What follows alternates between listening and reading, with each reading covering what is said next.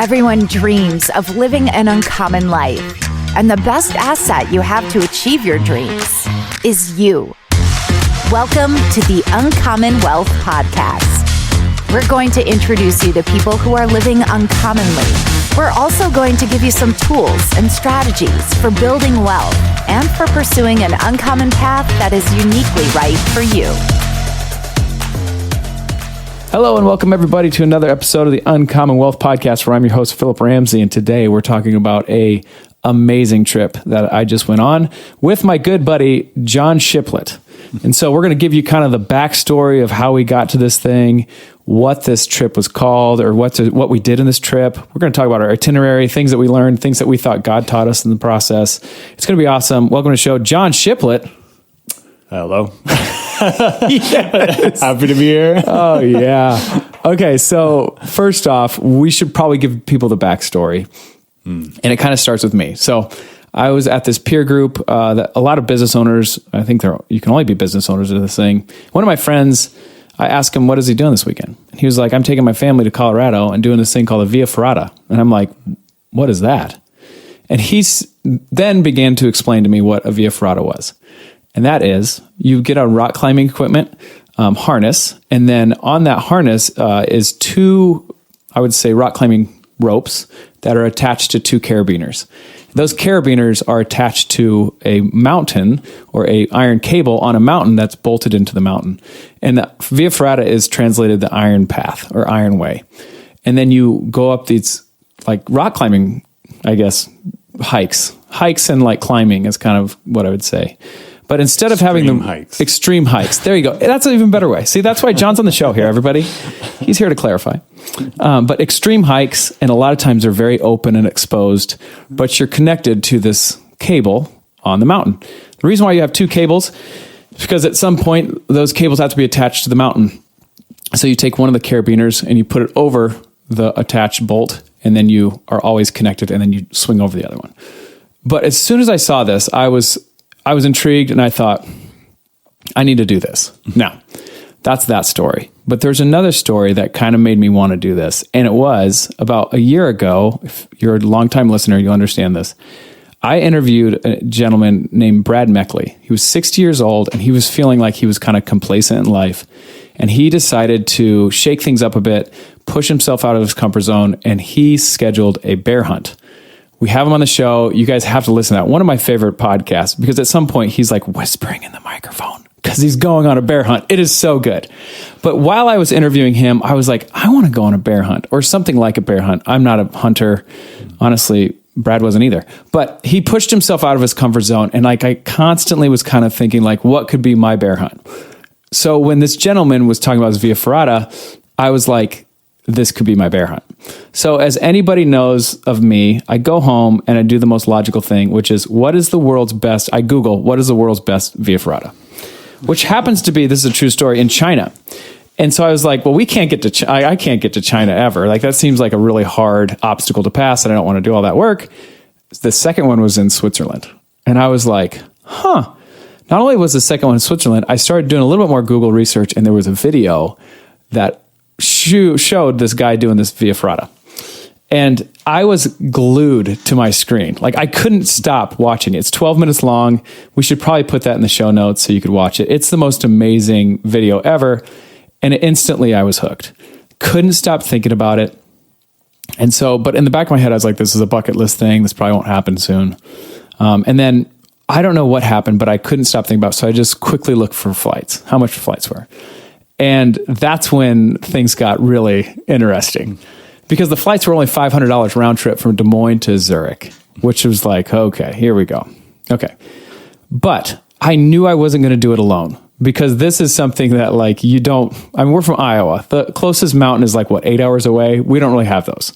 And so I started kind of like thinking, okay, who would I do this? And you and I had a meeting, we were hanging out, and I showed you the video. And about 3 minutes in the video, you were like, or maybe like 30 seconds, you were like, I would do this with you. And I was like, don't tease me. Don't you tease me here. And you were like, no, I love this kind of stuff. And I was like, so you know what's like super funny about that video? Yeah. And I actually haven't told you this. Oh, this is great. This is great.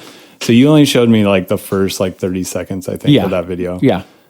And then you said, because I think it was on your way out that you guys were leaving the house when you actually started to show me, and he said, okay, just watch the rest of it. And, and okay. let me know. Yeah. You never watched the rest of it. I didn't watch it. So you've never seen the whole video? I had like skipped to the like a couple parts, but like I didn't see the whole thing, and I only saw like basically the part where he's like clipping in the very beginning. Oh yeah, and then like the end when he's like next to that cross. Yeah. And I was like, oh, this looks good. Unbelievable. So even better, because come to find out, Jon was a beast on this mountain. But anyway, so you said you would do it with me without really having a lot of research or even seen the video, which even makes this story better. And so I looked at flights, and by the time it worked out for both of us, the flights were only $800. So not crazy. I felt like very doable. And so we planned it. And this is a fun kind of like tidbit. Jon and I are pretty relaxed kind of people. But before I was like, okay, what does Jon, like, I don't know how he travels. I've never been out of the country, and I assumed Jon did. Newsflash, he hadn't either. Out that one way. other time. Yeah. But that wasn't like, but yeah, that was, not to Europe. Yeah. That's okay. true. Because I've been to like Cancun, but I don't count that. But you were kind of doing something different than that. Yeah. But anyway, so I was like, okay, here we go. And so I was like, hey, let's have lunch. And at lunch, this was my question. Basically, I was trying to get the feel of, okay, do you want this to be like a full throttle like tour? Or do you want this to be like, hey, we climbed the mountain, let's relax, let's sightsee. And like, let's be honest, there's a right answer here. Jon did say the right answer. Yeah. He was like, oh yeah, I want to do it if we're going to do it. Yeah. And that was Erin's my wife. That was her kind of thought, is she wanted us to really do it. If we're going to do it, like, don't hold back. Yeah. Don't hold back. Yeah. So anyway, that was kind of the conversation we had. And then I just asked him, hey, what would be one thing that you'd like to do if we could do something? He'd be like, mountain bike. He said, mountain bike. Mm-hmm. So Jon said, okay, great. I've never mountain biked, and I've thought Swiss Alps is a great place to start. So we kind of part our ways, and that was like my marching orders. Like, let's go let's try to plan this trip. Anyway, so I don't know where you want to go from there, but I guess maybe from your perspective, like after our lunch, what did you think our trip was going to be? Like, did you have any expectations? I think the only thing I was thinking is like, how do I tell Hannah? Yes. Yes. Like, how do I make this sound like truthful, but not truthful? Yeah, right. Not giving her the full picture of don't do too much research. Right. Yeah. Right. Exactly. I didn't show her actually any of the climb beforehand, which I don't know. I still feel like was wise. Yeah. So. And then she also thought we had a guide, which we didn't have a guide. She didn't ask me. She didn't ask me about that beforehand. So, I felt like we were talking about that in our meeting, but I don't feel like we were like, oh no, like we'll just do this by ourselves. I don't know if she just didn't hear that part, but I remember saying like, well, we're 3 feet from the iron cable. Like, where are we going to go? We're not going to get lost. Yeah. Famous last words. Yeah. So here we go. Let me just tell you this. So, we got a lot more to cover, but I'll tell you the itinerary that ended up being this is our itinerary that we're going over to Switzerland to do. Okay. So we left on a Tuesday morning, and we didn't land until our time Tuesday evening. So I'm going to give you kind of 2 time frames. So hang on. So we left at 8:00 in the morning, and then we got there at 11:30 our time. So we were traveling.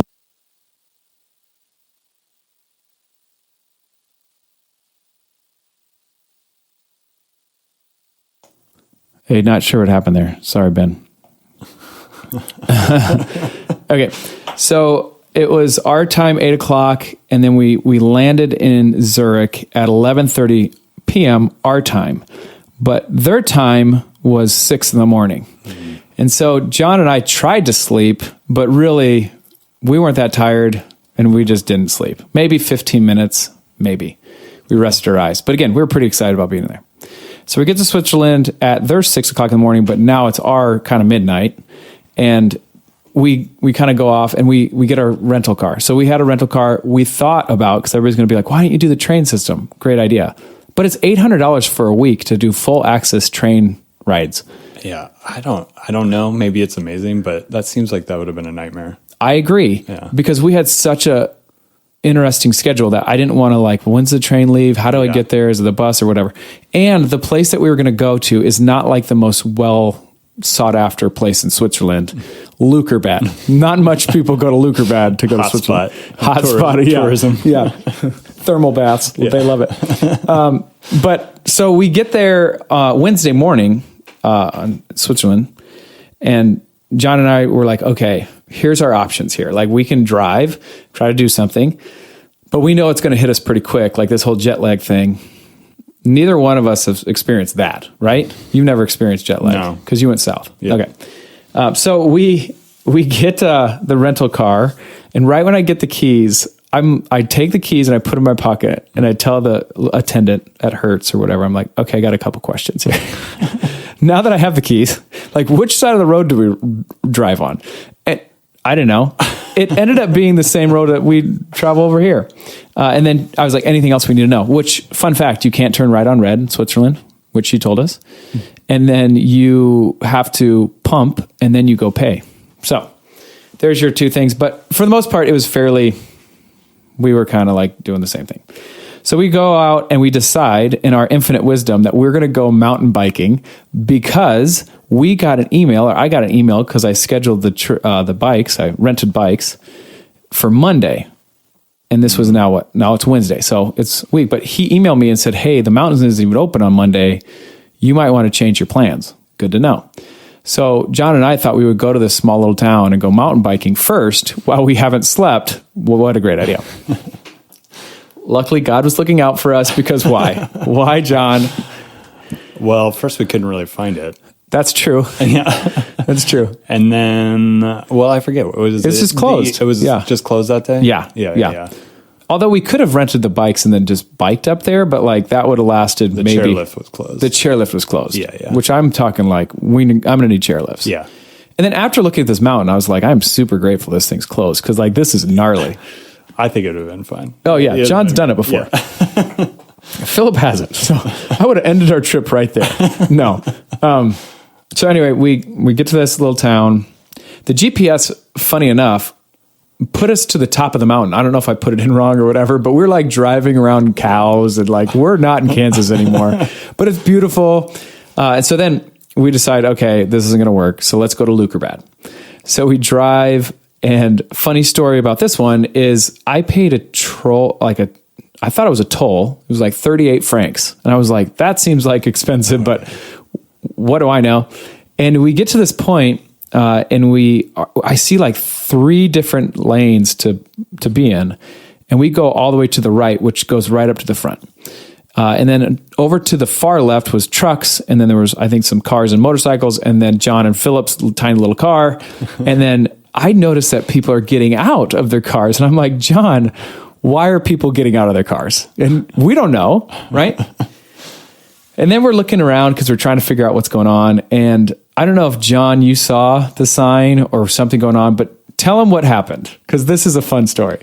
Well, I think the first indication that we weren't in the right spot was the train that was pulling up with all the cars in it, with all the people or the drivers of those cars in their car. Yes. Yeah. Like this train pulls up and cars start driving off of this train. Yeah. And Jon and I are like, oh no, like we got to get on that train, man. Like, I think that's what you was like, Phillip, we got to get on that train. And I was like, oh, we're not, no, like, I don't know how it is. Well, and just being first in line, of course. Well, then I was like, yeah, I was like, Jon, I was like, the only saving grace we have is like, if somebody else goes in front of us.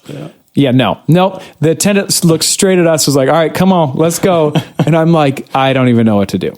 I've never been so excited about having a small car in my life until we started, like, we had to drive on this train. And it was probably, like 600 yards, 800 yards.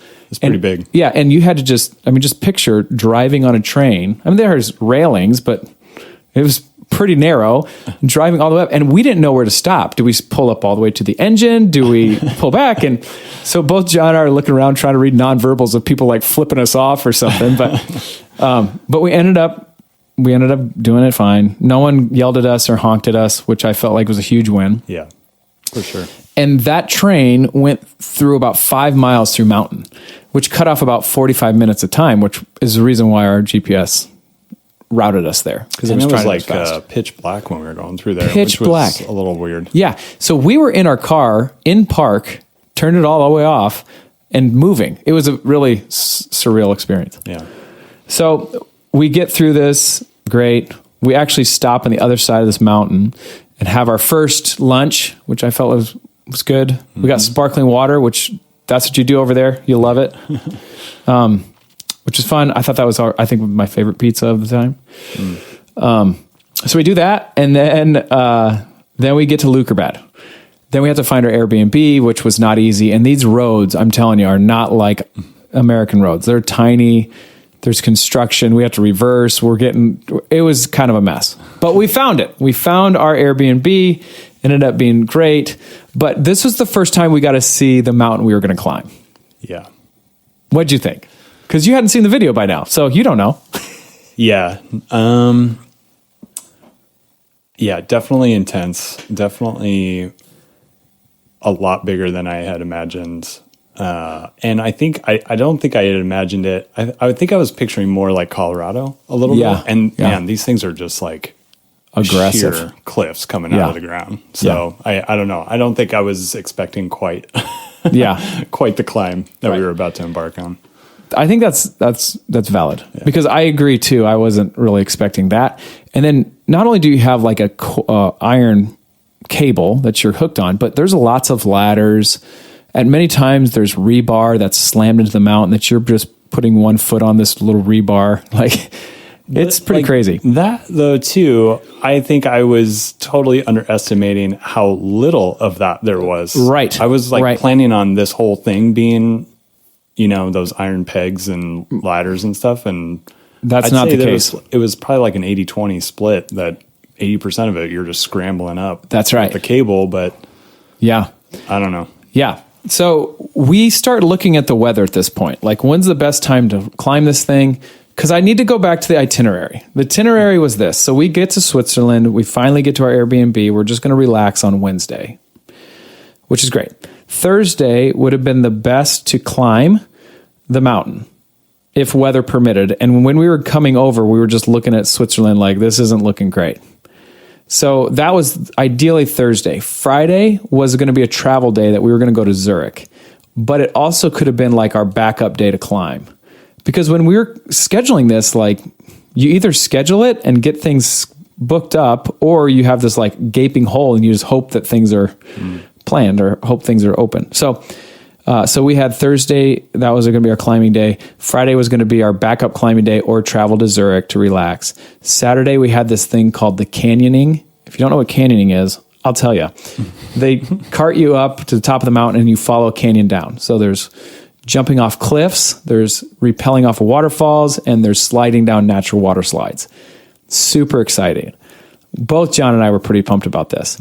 Not only that, is there was 3 different ones we could have booked. There was like the intro to canyoning, the like, hey, this is beautiful and you're going to do some things. And then there was like the full Monty, like, you better know what you're doing, which that's the one John and I booked because we're from Iowa. We can do it, right? And like 30-foot cliffs you're jumping off of and 100-foot waterfalls you're rappelling off of and natural waterfall slides. I think there was one about 60 feet. So like really pretty awesome. Okay, that was on Saturday. And then Sunday we had planned paragliding in the morning and then canyon swinging in the afternoon. And then Monday we had scheduled mountain biking, but we already know that it got canceled because it wasn't open. So, all right, let's go back. So Wednesday night, we decide to just grab dinner. I don't know where we grabbed dinner. Was it just at that little market? Yeah, I think we just had picked up some food. Well, I honestly don't remember. I think we just picked up food. I don't either. We were just pretty delirious. Yeah, dude, we were not operating. Much. Yeah. So right now it's like 12 o'clock Switzerland time, which ended up being probably our 6 o'clock in the morning. Yeah. Our regular time. So we were trying hard. then I don't know whose idea was this. I think it was yours, John. He was like, let's just throw on a Netflix movie and so we went to sleep at 4:00 in the afternoon. There's no chance. No chance. At one point I was looking at my phone. It was like hitting my chest, like hitting my face because I kept dropping it. Like I was falling asleep. So we go to sleep. We both actually slept decently. Yeah. Surprisingly. Yeah. I slept real well. Yeah. I mean, it's not easy. It's not hard to do when you're exhausted. So we get up the next morning and we both are like, let's go climb this thing. So the cool thing about the one that we did is there's a trolley that trolleys you up. And then you can hike a quarter of the way down and then you start your Via Ferrata and then you climb all the way up again. The interesting part was like, I don't know if I'd missed the research on this, but like, I didn't know how to get to the Via Ferrata and I didn't know where to go. There was a few spots where we probably could have researched a little bit better. Hindsight's 2020, you know? So we do get up to the trolley, we get up and, let's just have you describe what the weather is when we get all the way up there. So we were the first ones to take the trolley up. The first and only in the trolley. Probably the only ones of the day. I think you're right. And I think, I mean, I don't know, what was the temperature probably in the town? It was probably like 50s. Yeah, higher 50s, I would say. Something like that. Yep. And then, so we get to the top and it's like we go through a little building, we offload from the trolley, walk outside, and it is like a whiteout blizzard. Yeah, dude, it's frosty at best and cloudy. And really cold. And cold, yeah. Really windy. I'd say 40, low 40s. Yeah, Would but you with agree? the wind chill, though, yeah, made it colder. much worse. Yep. Yeah, so then John and I have to go try to figure out, like, where do we start this thing? And I feel like at that moment, no, we didn't say anything in the moment, but I think both of us were like, what are we doing? oh, yeah. Like, I'm just going to not acknowledge the fact that it's like horrible. These conditions are pretty rough. Yeah, I agree. And we're just going to keep going. Yeah, I agree. And I kind of was hopeful that like the sun will burn on this off, right? Like, no. It's mountain weather. It'll pass. Yeah. I know this weather, just like back home. So we finally get to the start of this Via Ferrata. And to our credit, it was sunny and yeah, once decent. We actually got to the start of it, it was really nice. Yeah. Yeah. But we were pretty pumped. Like we finally found this thing. Like that was probably the hardest I thought it was going to be. And then, so what was it took us a while to get there, but finally when we got on this path, what was your initial like thought? Like as we were hiking and going to try to get to the part where we would now clip in. Because at this point, we're just on little paths. Do you remember anything? I don't know. I mean, there was a few moments where I was like, this is kind of surreal that I'm like hiking in Switzerland. You know? Yeah. But I don't know. I think I just was trying to... I don't know. Like, I think I didn't really know what to expect. I knew that, like, from the video, because I ended up watching the video after I committed to. Good. Nice. And that got you more excited? And then, I was actually like, oh yeah, this was the right call. But I think there was some moments in that video, like, so I recognized some spots on the trail, but there's so much that's cut out in between. You're just sort of like I feel like I don't know what to expect. Yeah. I hope that there's no point in this whole thing where I'm like, dude, I don't know. What are we doing? I can't get past this point. Right. You know? So I don't know. I think I was just kind of amped generally for that and wanting to make sure that we could actually do this thing. Yeah. So I would say both of us were like, I thought there'd be more cables. Remember? Like there was no cables at the beginning. Yeah, that's right. Yeah. There was a few spots that were definitely super sketch that were just hiking. Good luck. There's so no like safety. Little looser rocks, but there's definitely a path there. But like if you ever were to slide off the path for any reason, like I don't know, like stopping. It's going to be tough to stop. Like you're flailing around, like you're going to get hurt. Yeah. If not, you're going to die. You know, one of those things. So both John and I were kind of like, oh, like this is different, which I think made me think like, are we doing the right thing? But that's probably the reason why I wanted John, because I didn't want to just go with anybody that would just cop out and be like, I'm scared, I want to be done. Because I'd be like, well, see you at the bottom, or like, I'm going, you know. But with Jon, I like you enough and respect you enough. If you were like, hey man, this is too sketch, I'd be like, all right, I'm just going to listen to you and not push myself. Like, all right. So that's one of the reasons why I wanted Jon to go. And so we finally get to the point where we latch in, and like, it's just beautiful. Yeah. That's how I'll say it. It's beautiful. And like, okay, now we're latched in, we're ready to go. That literally lasted 20 feet. And there was no more things to lock into. Yeah. Because I think it was just like, this is a little sketchier spot, but then it kind of got easier. I thought it was just going to be like, we're always going to be on this thing. That is not the case. Mm-mm. Far less getting up to it than I thought. Yeah. So it just was kind of like splotchy from the first part. But I was feeling great at this point. Like, we did the right decision. I can't believe we're here. All this time in preparation, which wasn't much. But we got here, and then we started climbing up. And this is when I was like, this is taxing, more taxing than I thought. And like you said, you've already mentioned this, but there was a lot more scrambling than I anticipated. Mm-hmm. And I'd say you were about right, like 80% scrambling, 20% ladder work. Yeah. And when we both thought of this, I was like, well, anybody can climb a ladder all day. Like, But the problem was it had really good places for your feet, but not great places for your hands. And you're probably thinking as a listener, like, how's that possible? Well, the places for your feet look kind of like an L.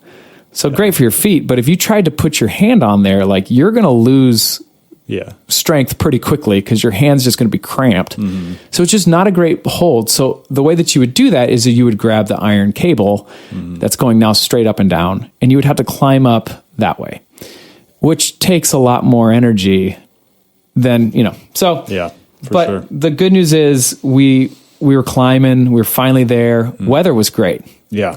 It was cool enough. It's like it's like when you jump in to go swim laps, like you kind of want it cooler. Mm-hmm. That's how it was. That's how I describe it. Yeah. Nice weather. I think at this point, I think I had my coat on the whole time. Maybe I didn't. I don't know. But we had backpacks, food, water. Yeah. We were ready to go. Okay. Then there's this, this is a fun story. So there is a iron Switzerland flag, like slammed to this mountain, like bolted to the mountain that's right next to the ladder. The cool thing, when we first showed up to Lukerbad, both Jon and I were like, I don't see this. I don't see the flag. And like, that was like how we could kind of measure how big this thing is. And so when we first drove to the town and we couldn't see this flag, I think that was when I was like, oh dear, okay, what did we get ourselves into? Yeah. Then we find it like, where's Waldo? And I was like, I think it might be that. Sure enough, we take a picture, zoom it in, it was. But the cool thing about the whole Via Ferrata thing, I think, is what's weird about that is it's actually bigger like it's when you're huge. Right against it. It's like, huge. This thing is massive. Massive. Yeah. But on the ground, barely can see it. Yeah. But what I think, I like a lot of things about Via Ferrata, but one thing I really like is that it doesn't take away from the aesthetics of the mountain. Yeah. Like, you could barely see that huge iron for sure. flag, but you sure as heaven couldn't see the ladders and all the cables that are, draped around this mountain, which is cool. So it didn't take away from it, the beauty of it. But yeah, so we both take a picture of it. Jon didn't get a great picture of it. I got a picture a little bit, but we have our GoPros on. Who knows what that's going to look like? Both Jon and I are not editors, so who knows? Yeah. I'm sure it's going to be fine. But we get to the point where now it's over the flag, and there's like this little resting spot. And by this time, I'm not feeling great. Like, I'm struggle bussing for whatever reason, not sure. But I do think that I would just say it's a God thing, because when we were back in town and we were getting kind of supplies to go hiking, at one point I was like, hey, let's just get some coconut water. That could be nice. So we both got one. I have a feeling that was the thing that like brought me back to life. So that was kind of like the halfway point. And then at halfway point, you were eating. Kind of. It's like the first not as high, third. Yeah, right. Yeah, that's a good one. But it was the time where now you can tap out. Like there's a route that you can tap out, or you can go up again. And like, there was no way of tapping out, mainly because I saw how steep the mountain was and I saw what we just came from. Like, I don't want that. I don't know what that is. I didn't do the research there. I did do the research going up. And so Jon ended up going first, moving forward, and I'll let you take it from there. Don't forget about the cave though, because that's sweet. The what? The cave. Oh, yeah. which is a bummer because I think neither of our GoPros was working or on at that point, or the battery died or whatever. But what would you say about the ladders? Because you said something profound, and you're like, I thought the ladders were going to be a lot easier because the carabiners themselves were. I feel like I got the right technique towards the end of the climb, but it is pretty awkward to try to hold yourself onto the ladder and then also swap over your carabiners between the anchor points. Yes. I don't know. It was a little rough in the beginning, but I started to get it towards the end. So out of a 50-foot ladder, that was probably average. How many times would you have to take the carabiner over the stop points? I think that was probably like 5 times or so. I think like every 10 feet. Every 10 feet. Yep. Yeah, something like that. Yeah. Yeah. Good. Okay, so tell us about the rest of the hike. So at this point, I mean, for me, I after that sort of rest checkpoint, I think I was feeling like, I was like, oh man, this is like, I'm feeling good. The weather's nice. Like, let's do this. Yeah. And so we started off, and then I'm trying to remember what the next section was. I think it was a lot of scrambling. Mm-hmm. There was some pegs, and then we were coming up to the cable bridge. Yep. Yeah. So we had a little ways to go before the cable bridge, but feeling good at that point. And then we hit that cable bridge, which I don't really have an issue with heights, but I do remember being on that thing and being like, man, we're really up there. That's exactly that is a long way down. Yeah. I don't know. It was kind of intense. It was. I don't know what the drop is there, but I mean, you wouldn't want to fall. No. Yeah. You wouldn't want to fall. You've got a couple moments to think about the end of your life before you hit the ground. Yeah. So, right. So anyway, but no, I mean, that was incredible. And then that leads right into the cave from that cable bridge. And, I think that was probably my favorite part. The cave. Yeah. Okay. Why? I just I don't know. It was an interesting, I've never done anything like that. It was the feeling of the wind kind of coming up through, like it was like this sort of updraft through that, where we had just come over that bridge. And then you had the waterfall on the other side kind of happening at the same time. So it was cool.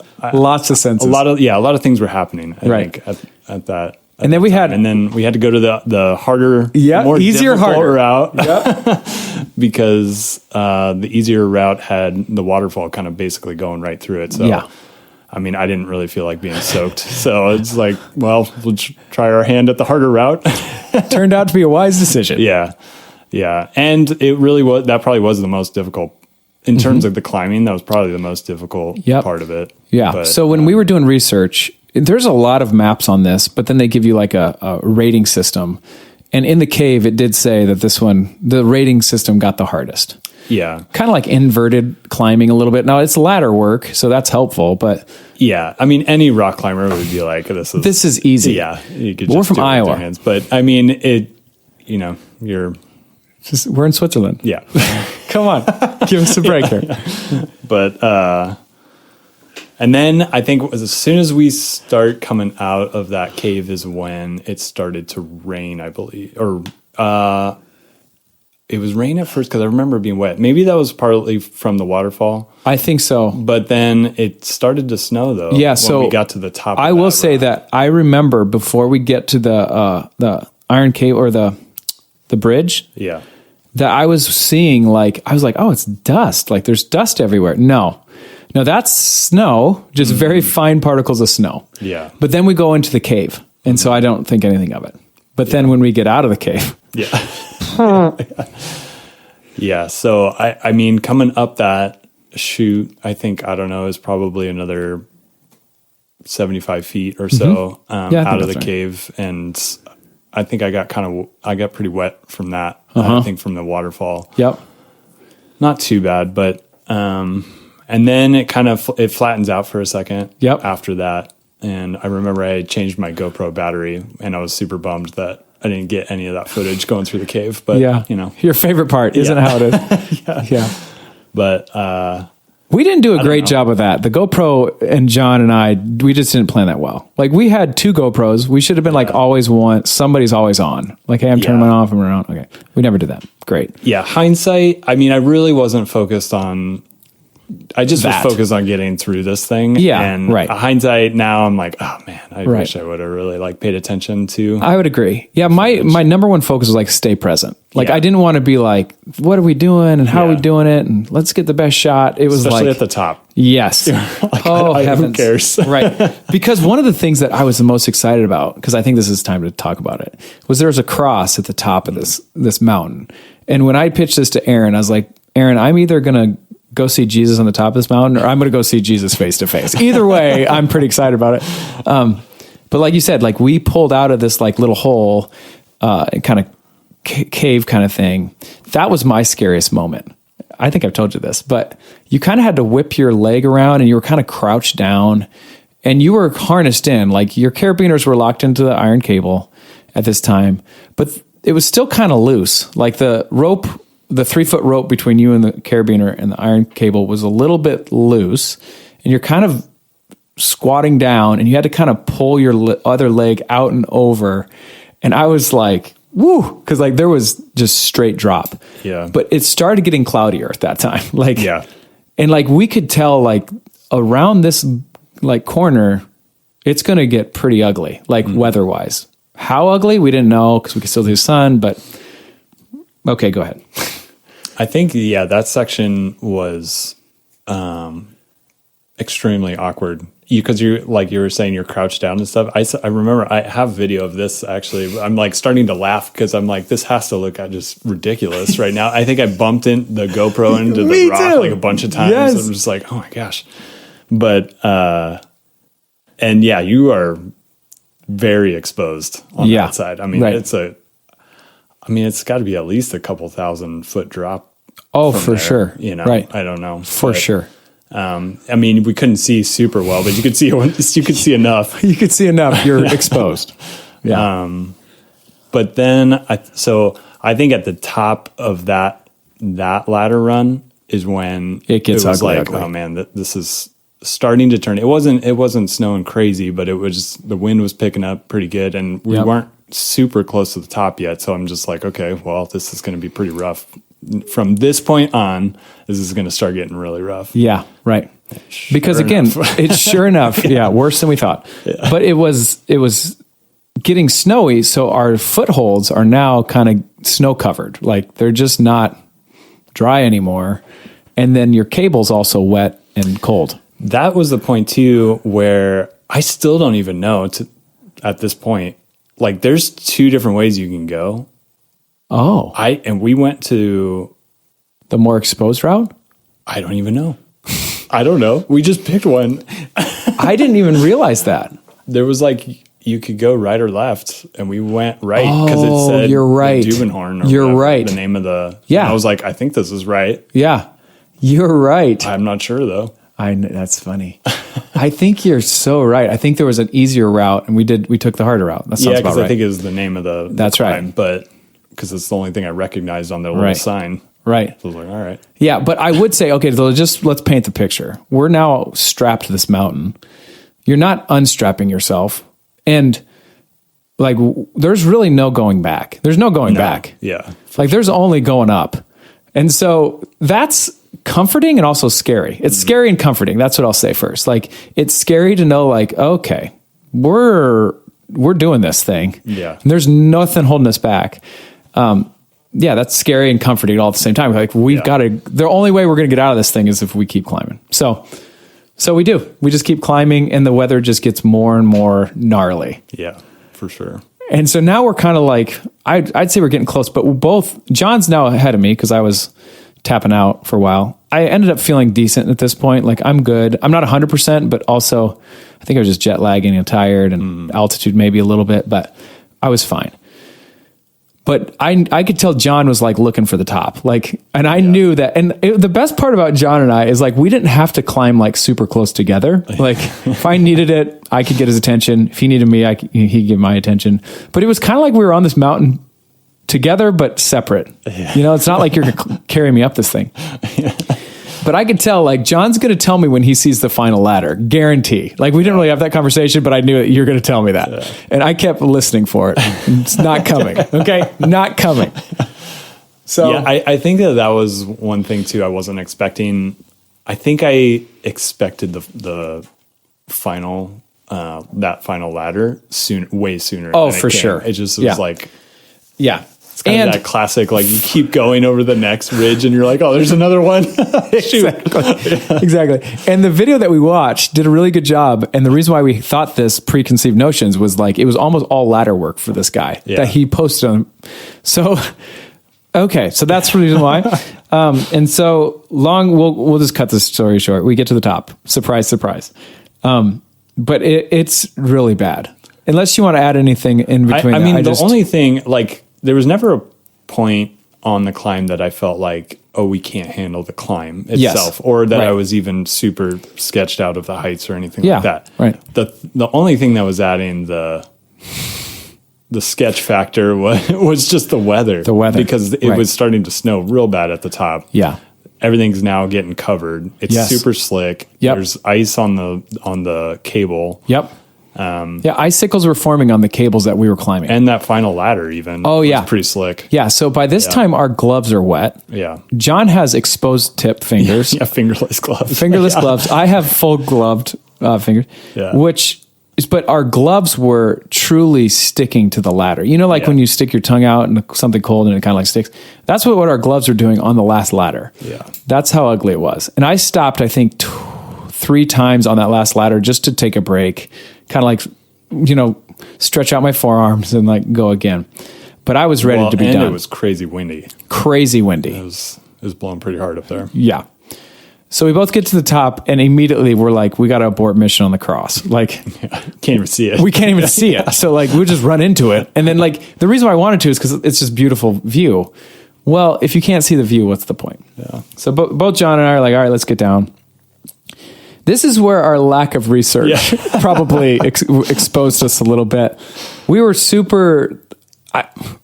excited to hike down because one thing that I was doing when I did the research of this was like, I don't want to go back and climb that back down. Like, I don't want to do that.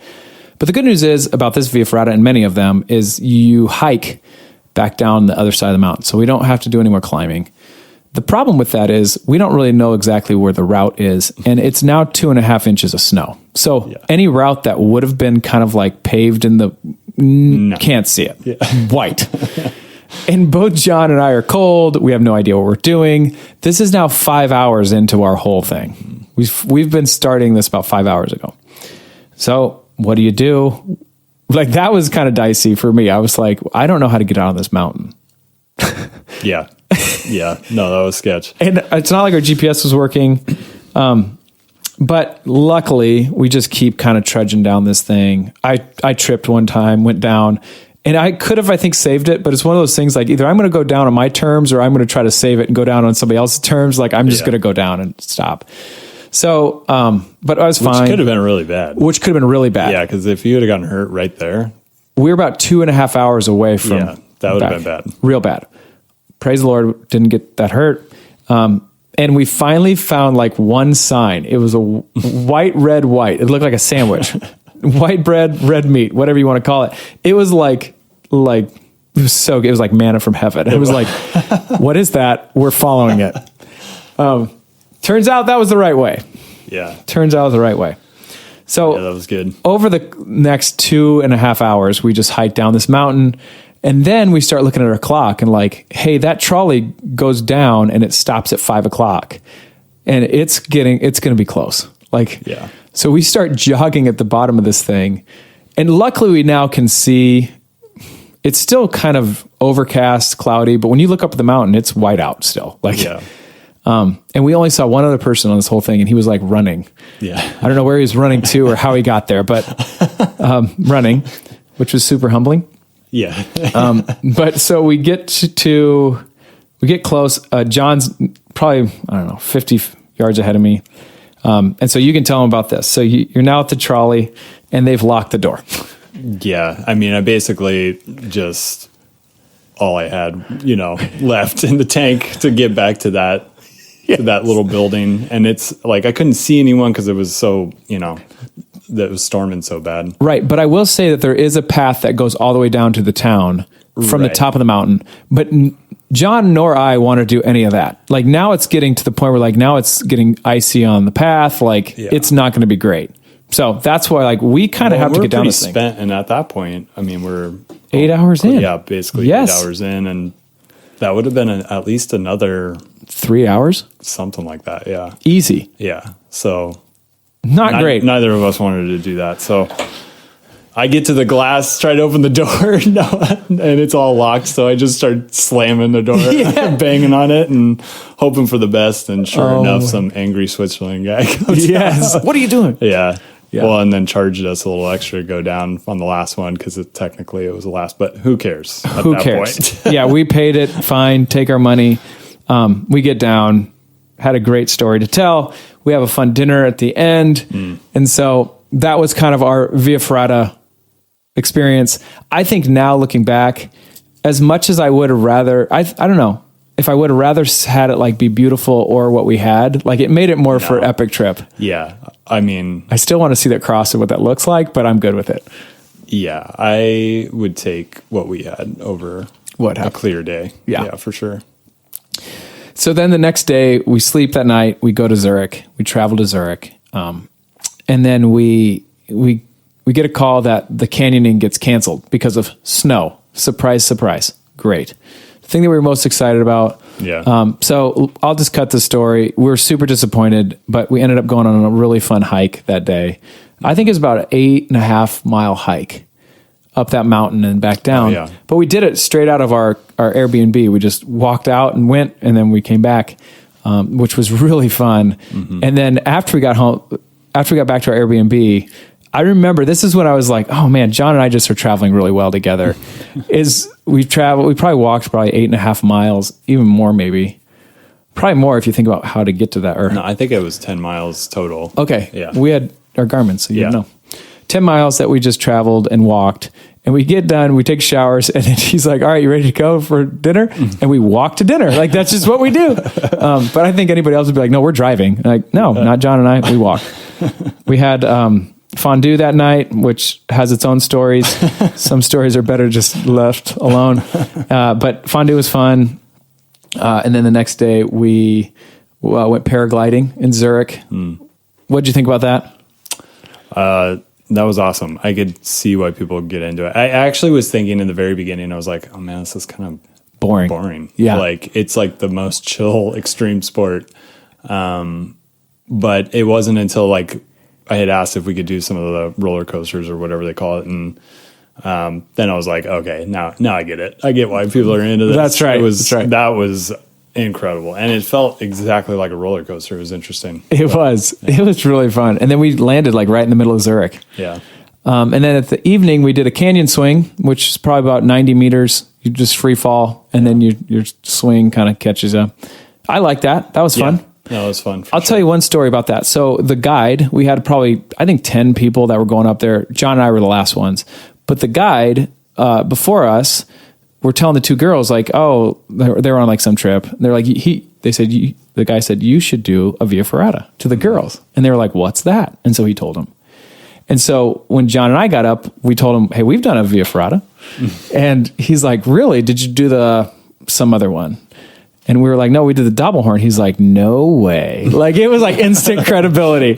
And he's like, who did you tell you did it? Like, and we were like, what? Like, you tell people you do that? He's like, amateurs or something like. Well, yeah, no, he's like, did you tell anyone that you guys were going up there? Yeah. And we're like, no, who are we going to tell? He's like, oh, amateurs. Yeah. I was like, oh, shoot. Dude. You're kind of right. Idiots. I'm going to go back to Lukerbad one because the next morning, I forgot about this one. Oh, yeah. There's thermal baths there, like geothermal, like you can kind of swim. They're like hot springs-ish. anyway, there's 2 ones that you could go to. We just picked this one. The other one was a nude one. So, but we didn't know that. But anyway, it wasn't. So it was actually kind of fun. Yeah. Okay. So now we're back into the swing. The next morning we go back to Zurich, which was super fun. Like Zurich is a great place. Yeah, it's cool. I would say the overall feeling both John and I got was it's a clean country. Yeah. Super clean. And like, it was a great one for us to go to, I thought. Yeah. Okay, so and you guys know this, before I go on any trips, I usually have a journal. Here are the questions in the journal. What are you hoping to get out of this trip? So what were you hoping to get out of this trip, John?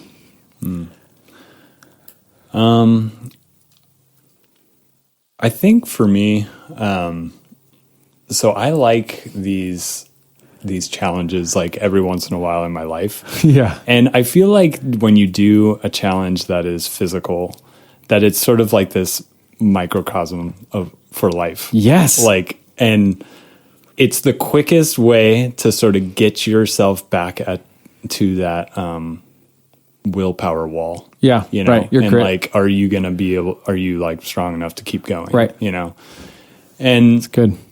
I really enjoy those types of challenges. I like it because it almost sort of amps me up for the rest of my life, like, yes. or the things that I've got going on in my life in this moment, you know? Yep.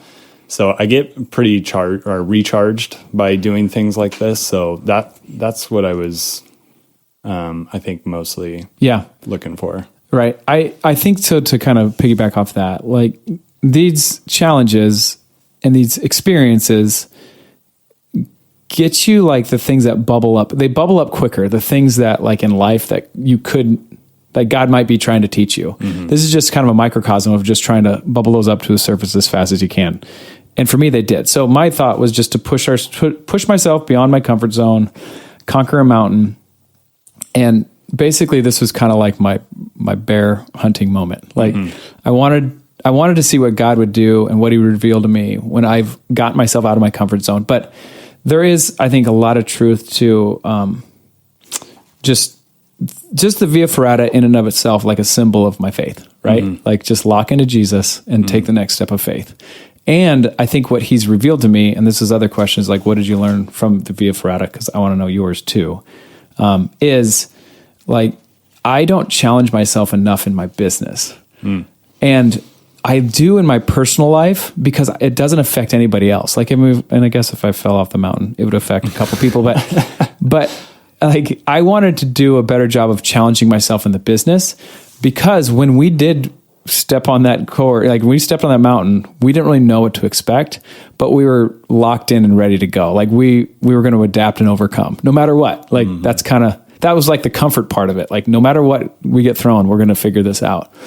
And that was what the main thing I think I learned in this whole thing is, how about you take a challenge in your business and it probably won't go as planned, but you're going to adapt and overcome. Right. So that's kind of like the microcosm that it kind of revealed to me of, I don't do any of this stuff in my business. I'm very conservative in my business, but when it comes to me personally, I take some risks. So, yeah, I think like what I like about that too is, I like doing these like certain challenges that are like, I'm really not sure if I can actually do this. Yes. Like there's definitely things that's like, go run a 5K. It's like, I know I can do that. Like, it's like, there's no sort of uncomfortable feeling that comes along with that. But I think with doing things that are uncertain, and where you're on a path that's like, there is no turning back. I mean, we're burning the boats. Like it's like, we gotta keep going. That's right. There's no choice. And I think what that also does, I mean, you're talking about your relationship with the Lord. I think that for me, for sure, there is a dependency that is built, you know, on that. It's like, well, I can only do so much in this, and I can't control storms and the stuff that comes along, but you know, he gets me through it. We got to figure it out. Right. Right. So we took some time, and then how can you take the lessons learned from the Via Ferrata and apply it to your life? So this was one of the journal questions. We both kind of took some time and thought about this. So this is both John and I's answer. It's going to take longer than expected. That's a really good lesson for me. Like, Phillip, stop trying to cut corners or try to like make this go faster. Like, it's going to take longer than expected. It's going to be more challenging than you anticipated. Okay. Deal. And like I will go back because people were like, how are you going to train for that? I'm like, how do you train for that, man? Like, I don't know. Yeah. So we just climb a bunch of ladders. Yeah, we didn't really train. Like, that's kind of the truth. I rode more and you ran. So, all right. It's not going to go as planned. Getting the proper equipment is key. So fun fact about Via Ferrata, it's free. It's free. Like anybody can do this. Especially with no guide. With no guide, it's free. But as long as you had your own equipment. But equipment's key because I would say that was fun. John, you got Petzl stuff and I got like Black Rock stuff. Black Diamond. Thank you. Yeah. And I liked your stuff better, which is interesting. Yeah. We thought about maybe doing another thing about just critiquing other things like that. That would be fun. Okay. No matter how bad it gets, you can't quit. Like that's a great life lesson. That's right. For me. The harder it is, the more memorable it's going to be and rewarding at the end. Yeah, for sure. I would say. It's enjoyable to do things shoulder to shoulder with somebody that's going through the same thing. Like I knew that John could relate to me, I could relate to him. It's not great weather, but also it wasn't great weather when we got off that trolley and we just did it. Like, we didn't talk about it. We just did it. Remember that you wanted to do this in the first place. Like there was one point where I put my head on the mountain and I was like, oh my gosh. And towards the end, and I just had to remember, like, I was the one who got us here. Like taking ownership, I guess is really what that is. Trusting the equipment that you're safe. That was fun. Changing the plan isn't failure. And the changing the plan was when we didn't go see the cross at the top. Like that was just wise. Yeah. Follow the path even when you're questioning the end. That was done when we were going and hiking at the end. There was this long path that we could see and it was going away from the trolley. They were like, there's no way this is it. But we just trusted. We just kept going down that mountain, following the path, following our white signs. Burn the boats. That was yours. We burned the boats as soon as we clipped into that thing. And when you know you're in the right path, you got to start pushing hard. So that was when we were in the bottom of the mountain and we knew it was going to be close to that trolley time that was going to close and we just had to go fast. Yep. Sometimes you have to knock on doors and ask. That's John hammering on that trolley door and it worked. It's always going to be hardest at the end. So those are our takeaways from our trip. Hopefully you could live vicariously through us. I would say if you are planning on something like that, you can always reach out, but I would say do it. Like, I'm so grateful we did that. Yeah, for sure. Me too. So what's the next thing we're going to do? I don't know. What's kind of crazy, like I had never heard of a Via Ferrata, but I'm like, that was so fun. There's got to be other stuff like this too. Yes. That aren't necessarily Via Ferratas, but there's got to be some other genre. So if anyone's got suggestions, throw it out there. We're in. We'll do it for you and we'll let you know how it goes. Yeah. Next week, I'm going to the Grand Canyon. I'm going to hike rim to rim. Yeah. Which I'm excited about. And there has been some talk. It's very hot right now. Like unheard of hot in this season. And the best time. Probably the worst time to go, but the best time because again, things are going to go according to plan and we're going to have to figure it out. And so that's my next adventure. John and I are going to try to figure out something to do, but we'll keep you posted. Thank you so much for listening. How does this is my last thing. How does this relate to your finances or uncommon path? I would say that sometimes it's so nice to just get yourself out of the comfort zone. And so you can like lock into life, or when you come back into like just your regular day to day, you can take some of those things and you can apply those principles that you learned or lessons that you learned. So that's how I felt like I kind of applied it, but good deal. All right. You've been listening to Uncommon Wealth Podcast. I've been your host, Phillip Ramsey. Thank you, John, for being on the show and looking forward to our next adventure. That's all for this episode, brought to you by Uncommon Wealth Partners. Be sure to visit uncommonwealth.com to learn more about our services. Don't miss an episode as we introduce you to inspiring people who are actively pursuing an uncommon life.